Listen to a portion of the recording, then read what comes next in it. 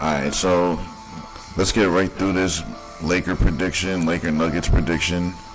I was reading through this. It looks like they're going to be playing the first couple games without their backup center, Mo Bamba. They specifically picked this guy up in those trades just for this series right here against the Nuggets so they can have someone that can split fouls with Anthony Davis. Because 2 years ago when they played the Nuggets, they had Dwight Howard splitting fouls. They don't have that luxury now. Now they're going to actually have to use big men. They might actually have to use Tristan Thompson, as it's saying here. Because Hachimura is only 6'8". He's not going to be able to do anything. He's got a high center of gravity. Against Jokic, you need tall, low center of gravity. That's what beats Jokic. Anthony Davis doesn't really have that, but he has more of it than Hachimura does. Mo Bamba is a legitimate 7-footer with length, so a guy like that can bother Jokic and, like I said, give up fouls. So it lets guys play off the ball and help defense and fouls, of course, because you don't want AD getting in foul trouble, but that can also be the same for Jokic because he's going to probably be guarding AD, so that could be a problem.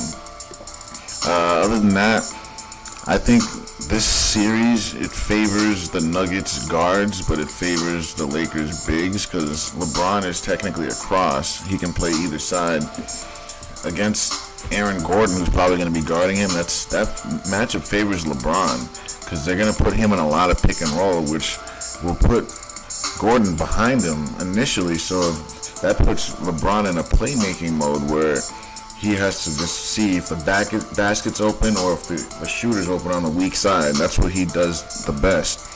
Finding the weak side shooters, passing on a line, jump passing. He's the best in the league at that. So that's what the Suns struggled at. They weren't able to do. Guys like KD and Booker, they were missing the weak side passes and forcing stupid shots at the basket. That's what was keeping the Nuggets in the series, but that's LeBron James' strength. He's going to find that weak side, and they have better shooters. They have guys like Austin Reeves who's shooting 44% off the catch and shoot.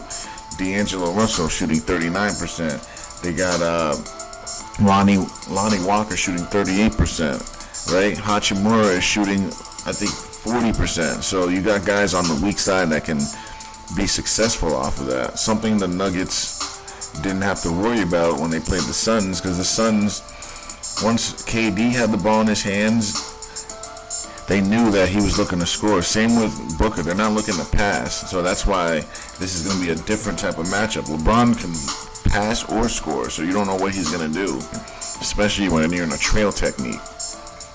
Also, they can defend them differently. Also, they can put LeBron on Murray and then AD on Jokic and play the pick and roll that way so they can switch off either. But then the counter to that is you can ISO LeBron and see what he's got left in the tank.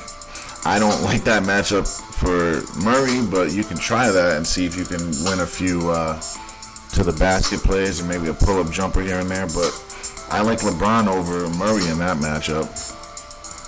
The X factor is going to be Michael Porter. Is he going to be able to drop 30 on the side? If he can't, that's going to be the reason they lose, because Murray and Jokic can't do it all. They're going to need help, and it's going to be help that we're going to be watching Michael Porter to give. If Michael Porter can't give them that help, it's going to be a quick series. Well, not that quick. I think the Lakers probably win in 6. But there's a legitimate way that the Nuggets can easily win in 5. Let's say Anthony Davis goes into foul trouble. I think the Nuggets are going to win game 1. I think they're going to go up 2-0 and then the Lakers come back. But either way, the Nuggets can go up 2-0 and then steal one at LA and end it in 5. So don't be surprised if it happens that way. But I think it comes down to marketability, and AD and LeBron is way more marketable. And the city of LA is more marketable than the Nuggets and Jokic and Murray. You know, they just... How far can you go with Murray and Jokic as the face of the NBA? I just don't see it. I see Boston more of a face than they are. Like, I can see that, and Boston's a way bigger city than Denver. So that's really what it comes down to me. Who's the bigger face? So it's the Lakers, man. They just are the more exciting team. And also, the Nuggets bench who's that big man? They don't have a backup center either, so that's the X factor in this series. The backup center, which both team does not have. They're going to have to use Tristan Thompson. You're going to see him finally.